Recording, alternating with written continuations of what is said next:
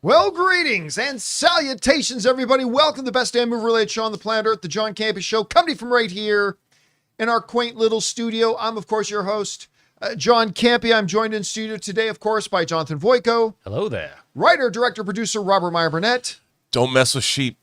Sheep are scary. And most importantly, of course, you guys are here. Thank you so much for being here, making our little show part of your day. And we got a number of things to get to, and we're going to have kind of a shorter show today because I've got to hit the road for our movie meetups. As you can see from our schedule, I got to be in Albuquerque tomorrow night for the thing. How cool is that? You've never seen on the big screen. I've never seen the thing on the big screen in a theater. So good. And you know what? Anne's never seen it at all. So this is going to be her first screening of the thing. She's really excited about it. It's just so different seeing these films on the big screen versus at home. Like, I saw The Breakfast Club for the 40th anniversary. I had only ever experienced it on some screen at home. Me too. And when you watch something like this and you revisit it in the movies, it's just different. You know, if you mess with the bull, you get, the horns. I've got you for 3 months. All right, guys.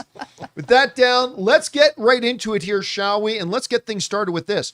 You know, one of the movies we're going to be watching on the movie meetup tour is the Long Walk. Mm-hmm. And, you know, we talked yesterday, or the other day at least, that it was getting some really good reviews. As a matter of fact, really good reviews doesn't even cover it, because as of right now, the Long Walk has a 97% that critic keeps rating. going up. It was 96 yesterday. Yeah, it was 96 yesterday, and it just keeps going up the more reviews that get added to it. Again, we were talking about this the other day, that a lot of the critics are saying, this is one of the absolute best Stephen King adaptations ever.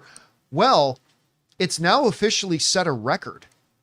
The Long Walk, think about this, is now the highest critically rated Stephen King adaptation ever of all time. More than like Shawshank? More than Shawshank. More than Stand By Me? More than Stand By Me. Wow. Take a look at this chart. This, as we remember, and this is with The Long Walk still when it only had 96. It's now at 97.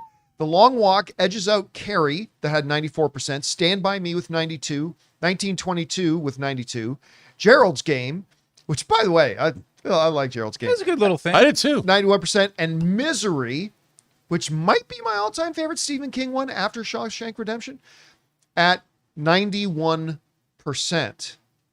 This is history-making stuff. You know, Rob, I remember when we first saw the preview for this back in April, I didn't know anything about it. And I just knew when they showed us the preview, I was like, hot damn, this looks intense. I mean, Mark Hamill looks terrifying, but just the concept, the elevator pitch of this movie was just great. But, you know, I thought this is probably going to be one that's going to be fun, not for everybody. My guess would have been somewhere in the mid 60s. They get decent critic rate. I never would have thought fast forward like 6 months later, and we'd be talking about that of all the impressive catalog. You're talking Shawshank Redemption. You're talking It. You're talking Carrie. You're talking Stand By Me. You're talking Misery. You're talking about all these things. That this movie would be the highest ever rated for it.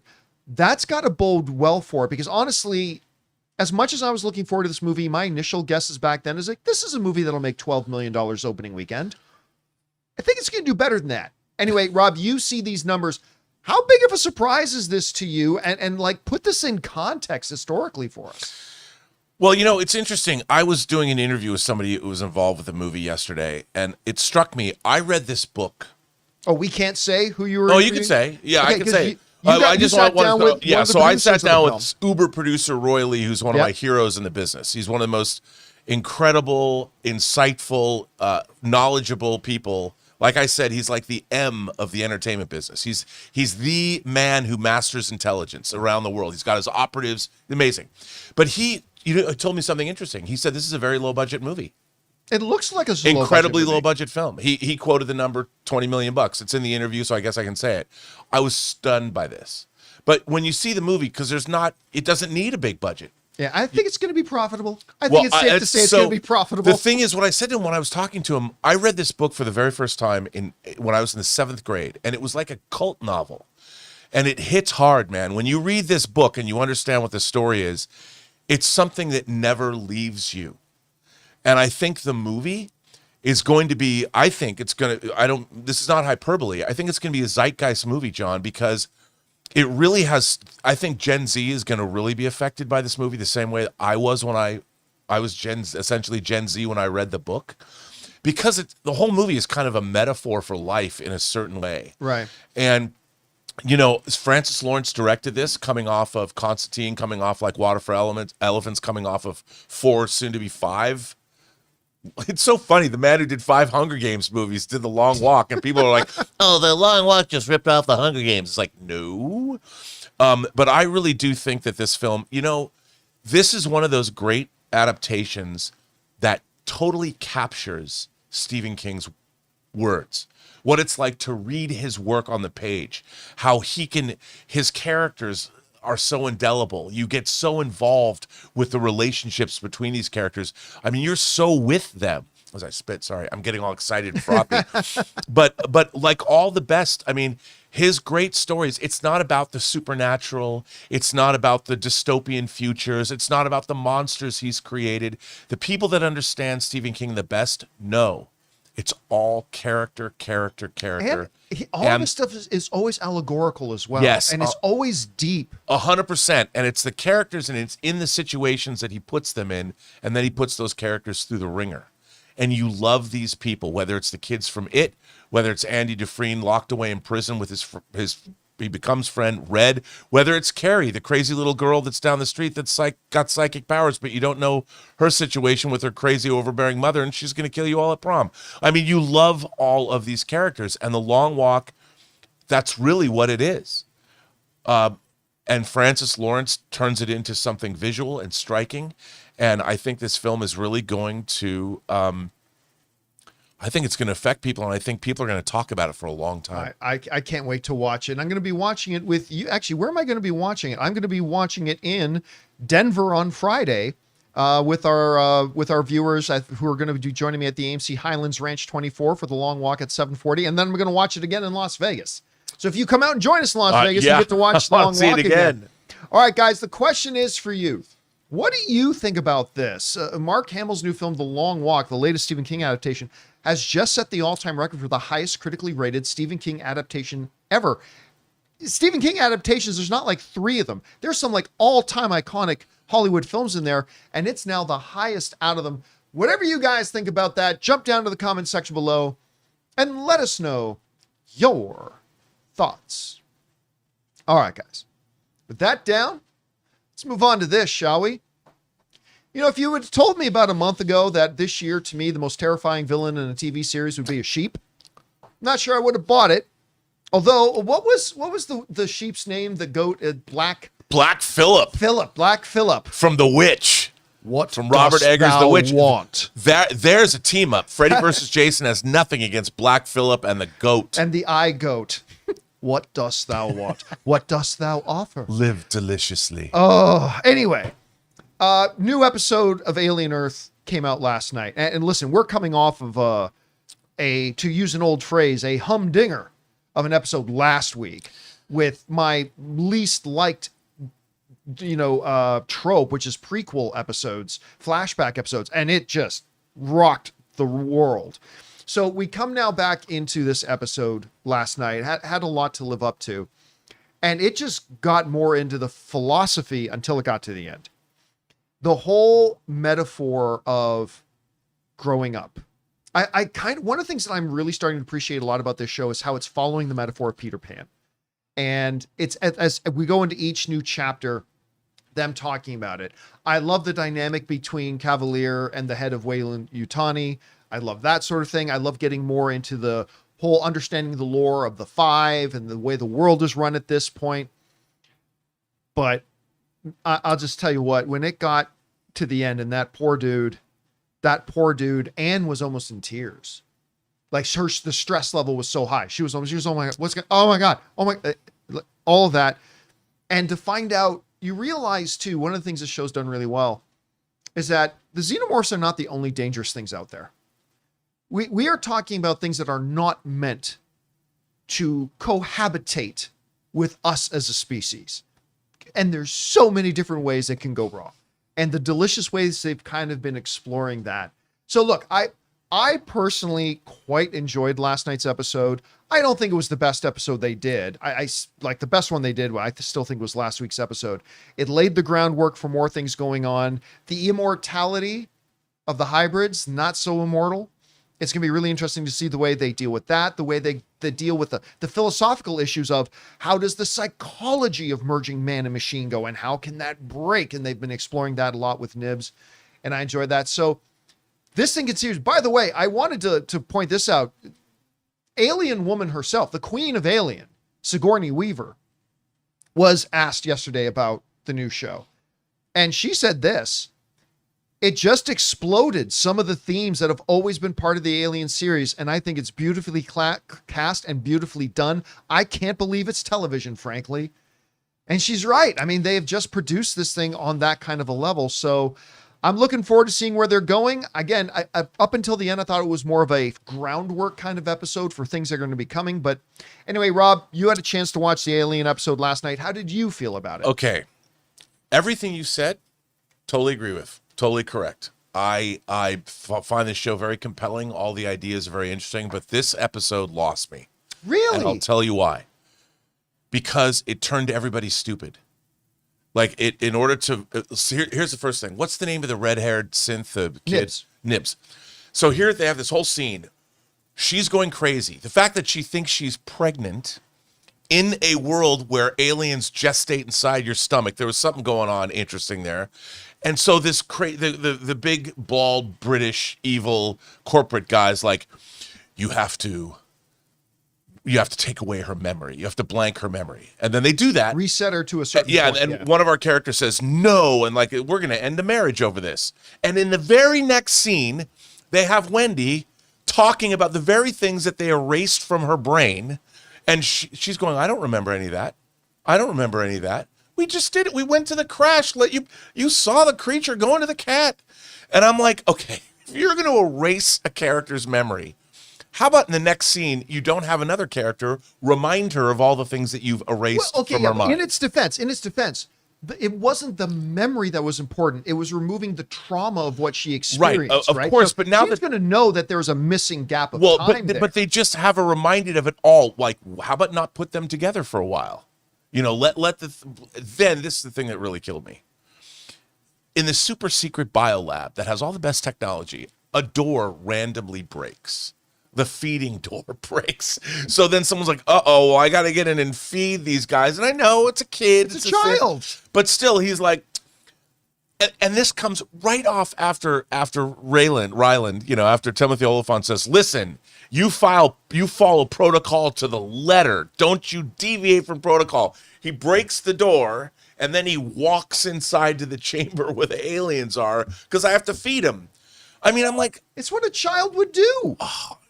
First of all, why does the door in this super secret lab have to break? You can't... Here's the thing. The original Alien, even though they're blue-collar workers, they're all really smart. They come up with flamethrowers. Yaphet Kotto comes up with flamethrowers, tracking things. They're smart. These guys, even though they're workaday blue-collar guys, they are good at their jobs. What they don't know is that they're facing the cosmic infinitude of horrors that the universe has, that humanity, no matter what we do, you're effed. But in Prometheus, they made these really smart scientists really stupid. Hey, look, here's an alien cobra. Let me take it in my hand and look at it. I know that. I mean, and I don't...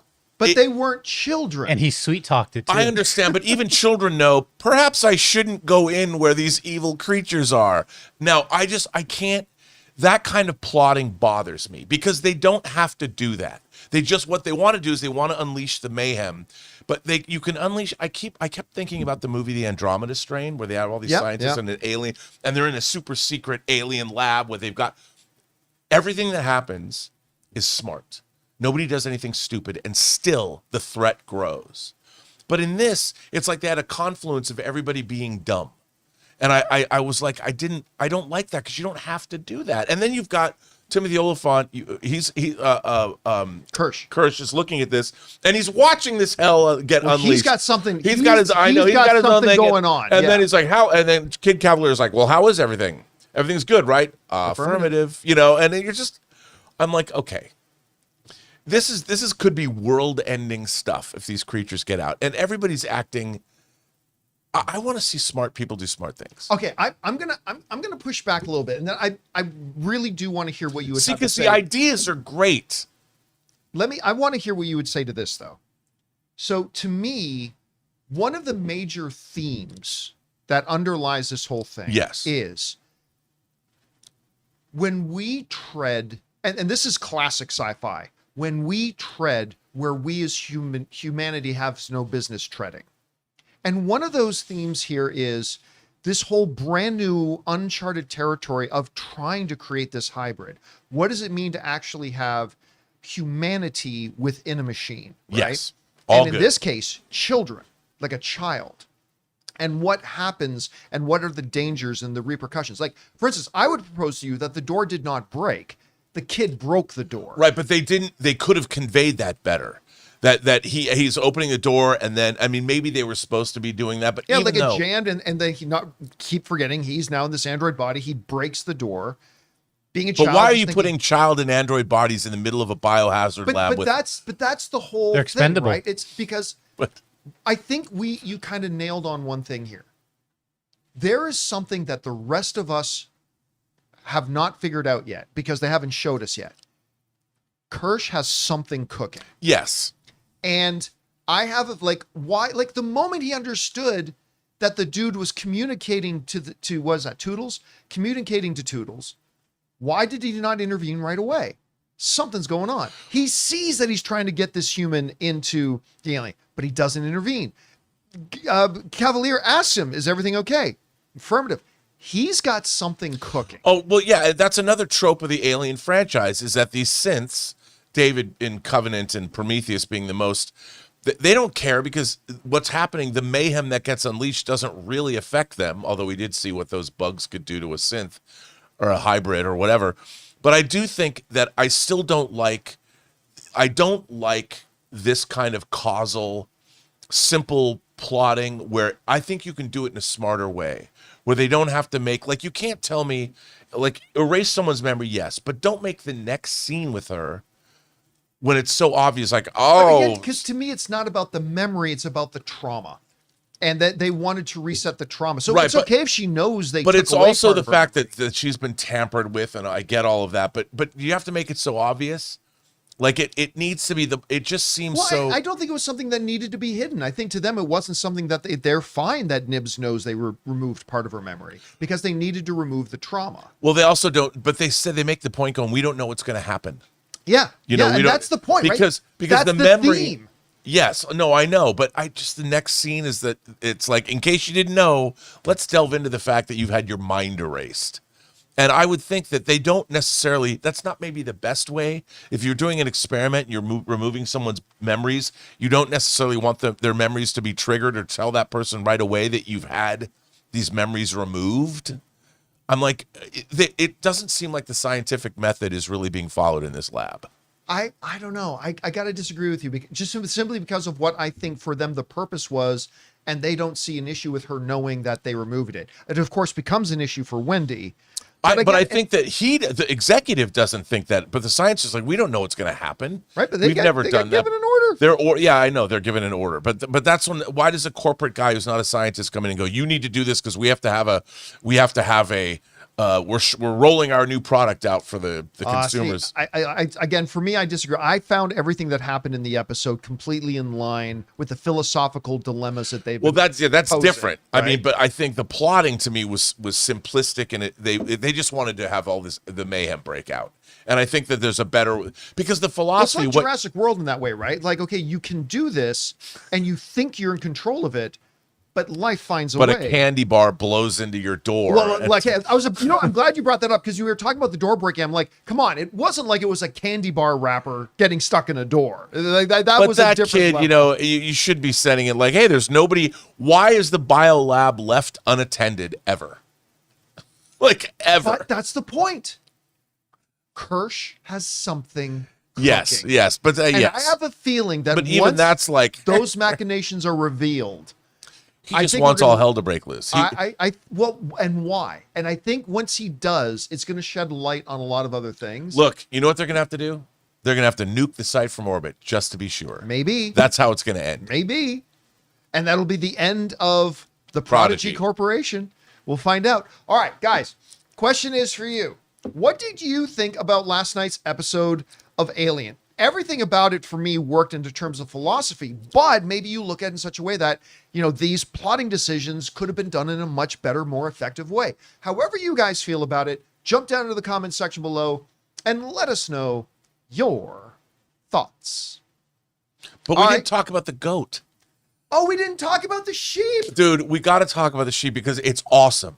See, unfortunately, we're out of time. I know. We're out of time. We have can we just agree that sheep is the goat for the... That sheep freaks the hell out of me. That sheep's been goated. I'll just say this. You would think just showing a close-up of a sheep standing completely still staring at you, that would wear thin. It doesn't wear thin. It freaks me out every single time that shot, man. And there was some good head moves where the sheep's just looking over here and looking over there. Oh, fuck that sheep. All right. Oh. All right. With that down, guys. We here at the John Campea Show do not endorse any. We are now going to take a few minutes to play a little round of verses. A little bit earlier, we jumped on our community and post tab and asked people on our channel, give us some scenarios about something versus something else. You guys sent in a bunch of them. We picked a few out to do. Jonathan's got them. So, Jonathan, what do we got up first? All right, Rob, we're going to start off with you in this verses. So, who would you choose when we get Anthony saying James Gunn as a DCU director versus James Gunn as an MCU director? Well, I mean, I have to say, so James Gunn has made 2 feature films in the DC universe. One first being The Suicide Squad. I loved that. I love that movie. I mean, I'm not going to lie. I love The Suicide Squad. And I really liked Superman a great deal. I had so much fun with it. I know it was doing a lot of laying the foundation. And he's got one more movie in the MCU, which is the Guardians of the Galaxy movies. Yep. So, and look, I would say this. I'm really looking forward to what James Gunn's going to do in the DC universe moving forward, because I've enjoyed Peacemaker, and he's basically, other people have worked on it, but that's pretty much his brainchild. And we've got, I think, those are 8-episode seasons, right? I honestly can't remember. I don't remember either, but still 16. That's a lot of. If you take his 2 movies and Peacemaker, there's more material that he's made for the DC universe. Yeah. And I would say, no doubt, I'm not going to take away anything from what he did in the MCU, but I find what he's doing with the DC universe more intriguing. I think that's a fair way to put it. Because there's so many things going on and happening, and I want to see where it's going to go. By the way, one of the people at the interview yesterday, the girl who was running everything, worked on lanterns. Really? Yeah, and because she didn't know anything about me. I'm like, so what can you tell me about lanterns? And she was I guess PAing, and they were shooting a lot of it here on the Warner lot. She thought that the show looked great, sounded great. She thought Aaron Pierre. He goes, you don't understand when you're in the presence of that guy. He's just this incredibly beautiful human being, and if anybody could be a Green Lantern, it would be him. And I thought that was so funny. And I'm like, all right, because I love when I talk to people that are working on something that we want to know about, and they don't know how much we're like nerds or like what information we're getting or gleaning. Right. She's like, yeah, we're and I'm like, did you see him in costume? She goes, well, I saw some pictures of what they look like in costume, but she doesn't know what she doesn't know, or she doesn't know what she does know. But what she said was very intriguing, and it sounds to be, she was very excited. She thinks it's going to be really, really good show. All right, so you're gonna lean towards James Gunn with the DC. Hell yeah. For me, it's a very tough question, because I think the single best thing out of the batch of his Marvel and DC stuff might be Guardians 1. I mean, Guardians I would agree. 1 is so freaking good, but I think the weakest thing out of the batch of all of his Marvel and DC stuff is Guardians 2. And by the way, I like Guardians 2. I do too. I do. But I like Peacemaker and Suicide Squad and Superman and Guardians 1 and 3 more. I'm going to go the same as you. I'm going to lean towards his DCU stuff, because he's been able to show that he's taken all the great stuff he did in the MCU. He's been able to bring that skill set over and evolved his skill set as well. And pardon me. It's a little bit more diversified. So by a very, very thin margin, I'm going to say James Gunn, the DCU director. All right. What's next? All right, here we go with the next versus John. Kahi, 2 MVPs, Tom Cruise versus Willem Dafoe. That's God. Interesting matchup. Both guys without Oscars. Both guys with multiple nominations. Both guys that I think before their careers are over will have Oscars. You know, I think Tom Cruise, everybody understands what a big movie star he is, but I think he's actually underrated for how good of an actor he is. People forget this is a multi-time Academy Award nominated actor. He is a tremendous performer, and sometimes the pure movie stardom of him kind of outshines that. But I'm going to go Willem Dafoe. And that's not a knock on Tom Cruise at all. I think he's a tremendously underrated actor. But Willem Dafoe, Rob, I often talk about the best actor on the planet that doesn't have an Oscar. I thought for a long time it was Gary Oldman until he won it for playing Winston Churchill. And then that title went on to, I believe, Ralph Fiennes. But if you were to ask me who would be the runner-up to Ralph Fiennes as the best actor on the planet who doesn't have an Oscar, I might say it's Willem Dafoe. And he's going to get one. So it's a tight one. It's a great question. I will lean Willem Dafoe. Rob, what about you? I'm going to go with you, sir. And I'm going to go with you because Willem Dafoe is far more versatile in terms of what you can do with him.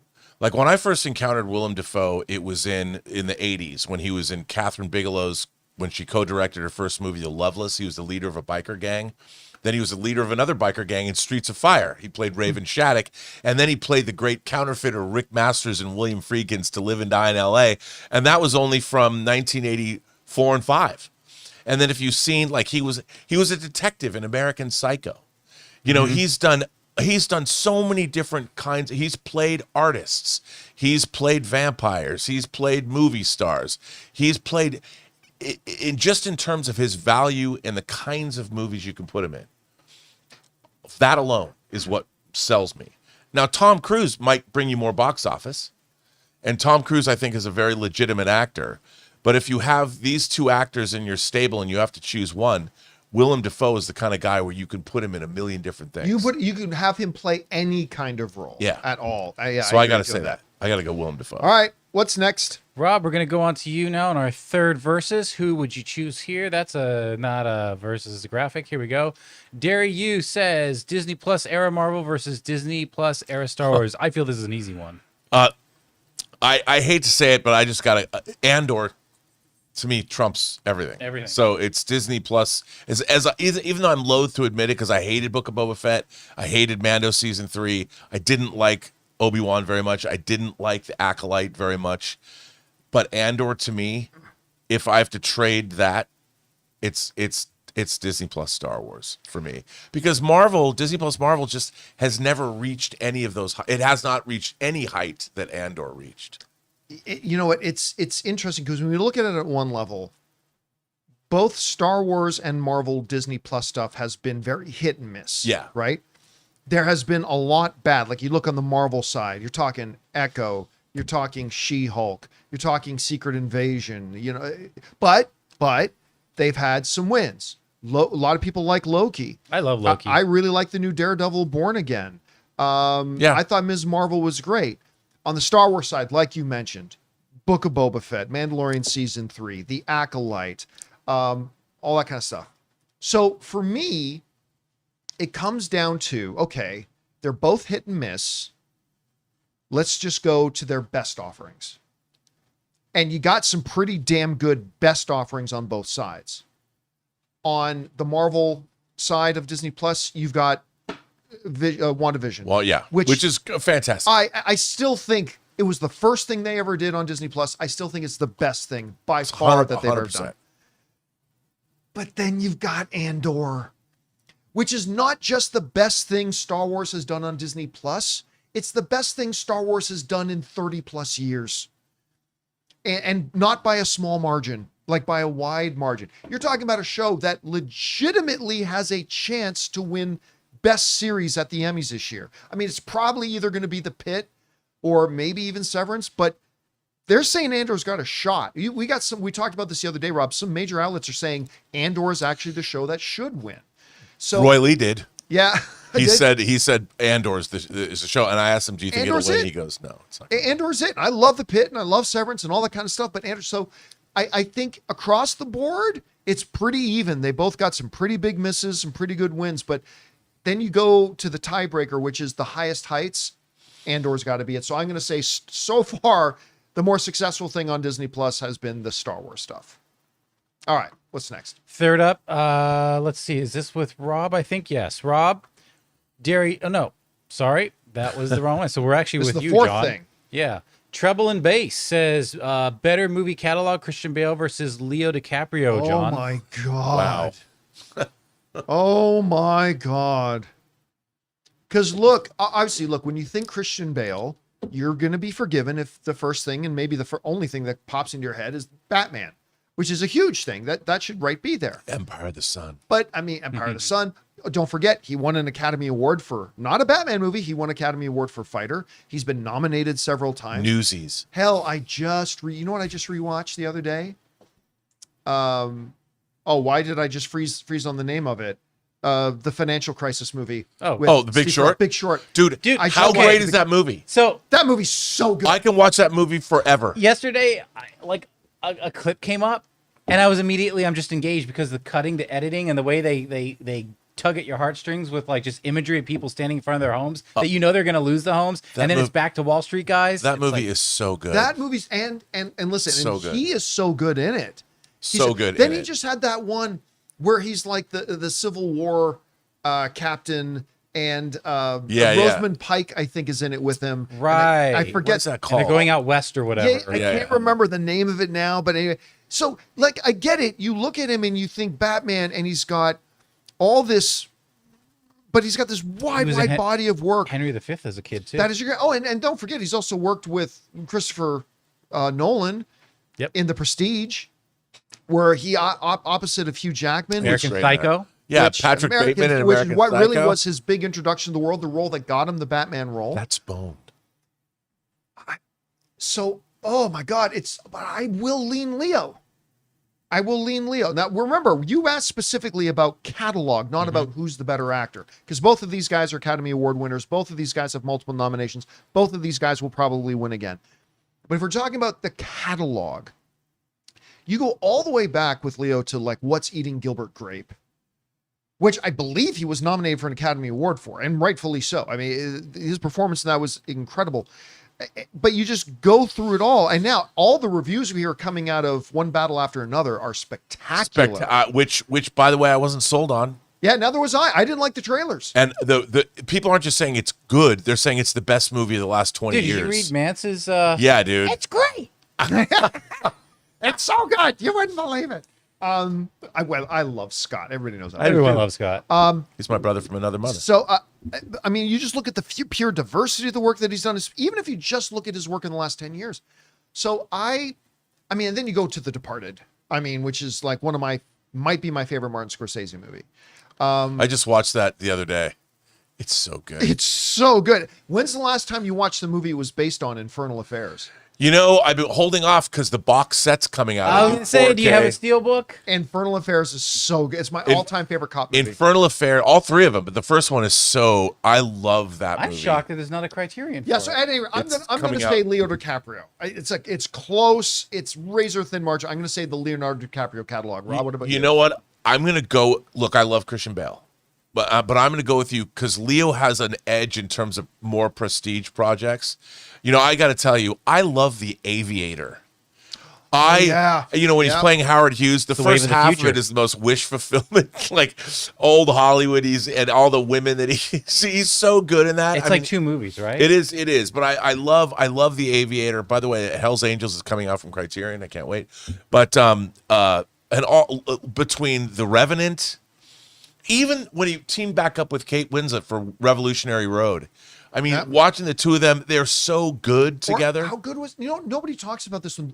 When he did that movie with Jaimon Hansu, Blood Diamond. That movie and his flawless South African accent. That movie's dope. He was so good in it. when I finished that movie, I just felt like it really played like you were reading a novel. Yeah. And not a lot of movies can do that. No, and everything. I mean, Shutter Island, which is Shutter basically Island was Scorsese an doing a B incredible- movie, like with Cape Fear, but it's great. And one of my favorite Cape Fear's not a B movie. improvised scenes ever in a movie, which I'm sure a lot of you know this, but some of you might not. In Django Unchained, when he's got that big intense scene and he cuts his hand, that wasn't in the script. No, That wasn't fake blood. He actually cut his hand doing it, and he just kept going and worked it into it, and it became one of the most memorable moments in the entire movie. and I gotta say, Fearless in Wolf of Wall Street. He's God, so about Wolf of good, Wall Street. dude. He's so good. I mean, when you His see chemistry with Margot Robbie in that movie is off the when charts. you see a movie about a character that becomes totally despicable, but you still want to be that character, like I want to be Jordan Belfort even now. Well, dude, just that scene where he's portraying like when the drugs hit and he has to crawl back to his car. The drive home, the juxtaposition of his perception Yeah. of the drive home versus the reality of the drive home. Anyway, sorry, we could go off on this in a long time. So we're both going to go That with Leonardo movie's so DiCaprio. good. All right, what's next? Fifth one up. Here we go. So this one we're gonna go to Rob. Zach Milne talks movies. Better long-term legacy. Man of Steel or Superman? 2025. Long-term legacy. Boy, right now, I feel there's people on the internet taking out knives. You can feel the hate flow Okay, through here's you. the thing. Here's the thing. We know what Man of Steel's legacy is, and I would say that I'm a huge fan of all three of Zack Snyder's Call of the Because what Justice are we League. now, 12 years? Yeah. 'Cause when did Man of Steel come out? 2013? So we're 12 years onward. And I do think as a trilogy and as a fully real, like you can say, okay, Zack didn't get to, I'll tell you what would have happened in Zack Snyder's Justice League 2. They would have defeated Darkseid. There you're welcome. No. There you're welcome, John. They would have gone, they would have sent spoiled him it. back to Apocalypse. That's how it would have ended. But anyway, those three movies are quite a vision, and they're singular. I do think, though, that James Gunn has the potential because he is being able to realize a vision. We're getting Clayface, Supergirl, Lanterns. We're getting the rest of Peacemaker, which I have a suspect where it's going, and I'm really intrigued by where it's going to go. We're gonna see Lobo. We're gonna see Batman. We're gonna see. So I would imagine that the jury is out, but I'm gonna go with the legacy of James Gunn because I think the potential, assuming it doesn't all crash and burn, the potential to create a fully realized universe has not been realized before. So what we're going to, I mean, at the MCU it has, but in terms of DC. So I'm going to say his legacy has the potential to be much greater than Zack Snyder's three films. Although I like Flash and Aquaman and Wonder Woman, and they're all born out of, I would consider those, even Black Adam, all that stuff, Shazam. Yeah. It pains me to say this, but look, the reality, it's a very simple question because it comes down to just numbers, really. Yeah. For context, those of you who are regular viewers know that Man of Steel is my all-time favorite Superman movie. My boy Henry here is my all-time favorite Superman. I love the new Superman movie, I do, and I love David Cornsweet as the new Superman, I really do. But Henry's my guy, and Man of Steel is my all-time favorite Superman movie. But what John Campea thinks does not equal the legacy of the movie. The legacy of Man of Steel, again, this is my favorite, is failure. 12 years on, that's the legacy of it. Look, all you got to do is look at the numbers. The critic rating on Man of Steel was barely 50%. It just got a little over 50%. The audience score was in the low to mid 70s. Yeah. Now just look at Superman 2025. 80+% critic rating, significantly higher than Man of Steel, and the audience rating is up into the 90s. That's it.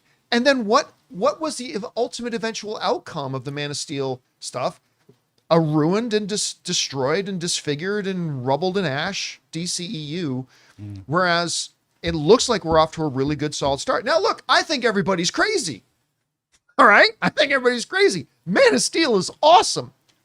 But if I'm going to be objective, the truth is The new Superman movie already has a better legacy. And you're right, Rob. Legacy isn't something you can really definitively say until you're 6, 7, 10, 12 years on. Yeah. But we already see now what the legacy of Man of Steel is. Divisive, whatever.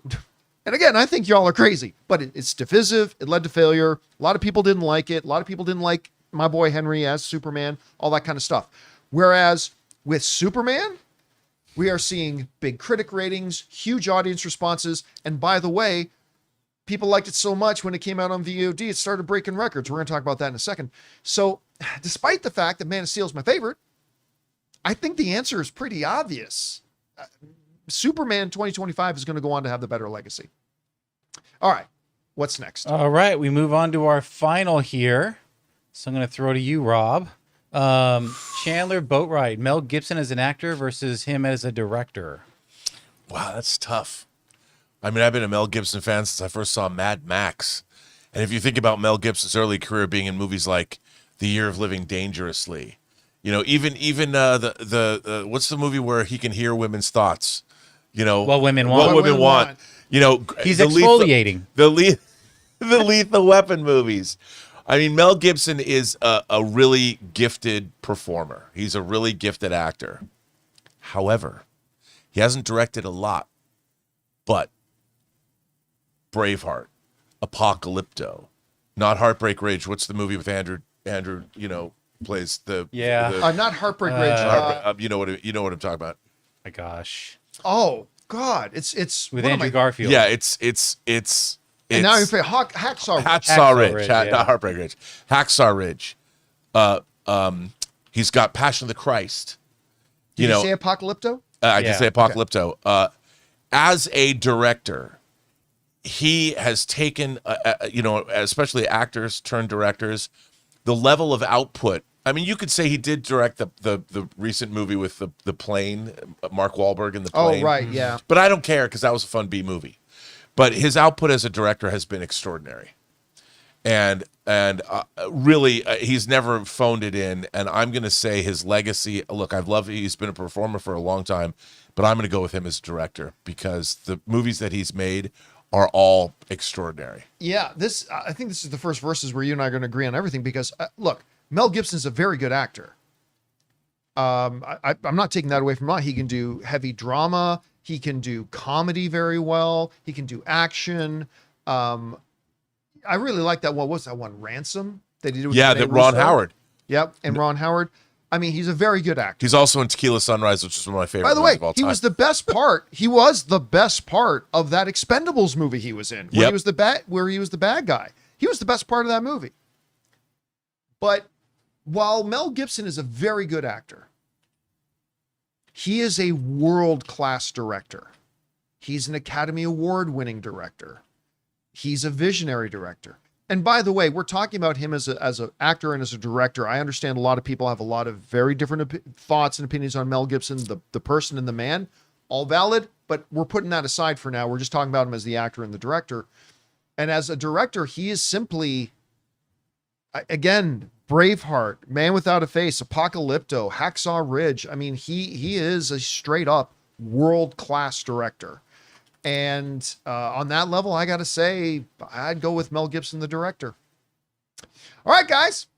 And that wraps up today's little session of Versus. Big thank you to all you guys who sent in those scenarios, and we'll look forward to playing again. All right. With that down, guys, let's move on to this, shall we? You know, we were just talking about Superman 2025 and its improbable yet inevitable march to success. I mean, again, huge critic ratings, massive audience ratings. The audiences loved it. It crossed the $615 million. We talked the other day about how Variety reported it's made already $125 million in profit, which is not something I thought it could do, which I'm super glad that it did. But if you guys remember, leading up to Superman, I said the big thing it's got to do is win everybody over, right? Doesn't matter if a ton of people see it, not a ton of people see it. You need to win everybody over so the franchise can get off to a good start and grow and be big and popular.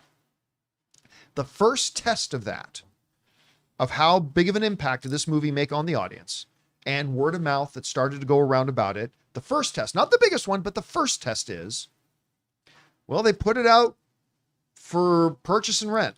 They put it out on PVOD, paid video on demand. And what did it do? Well, it set some records. As it is being reported that it, number one, is the highest selling PVOD of the entire year and outpacing movies like Deadpool and Wolverine, which made $1.3 billion in the box office before it went to PVOD. Samba TV, of course, they're the organization that does a lot of the streaming data and everything. This is what we got. According to Samba TV's data, in the US alone, 527,000 households watched, not people, households, watched the digital edition of Superman in its first 3 days. Now remember, this is not free streaming on HBO Max. This is paid video on demand.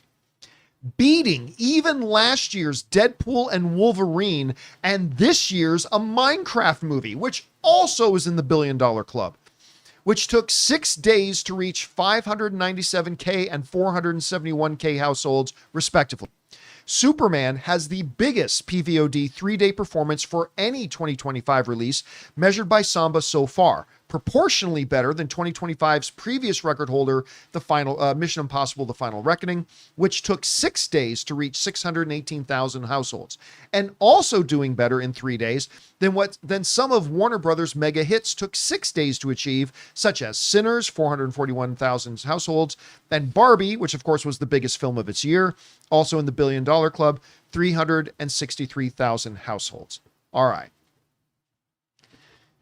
On the surface, the story that a lot of people are going to see, understandably so, is biggest seller of the year.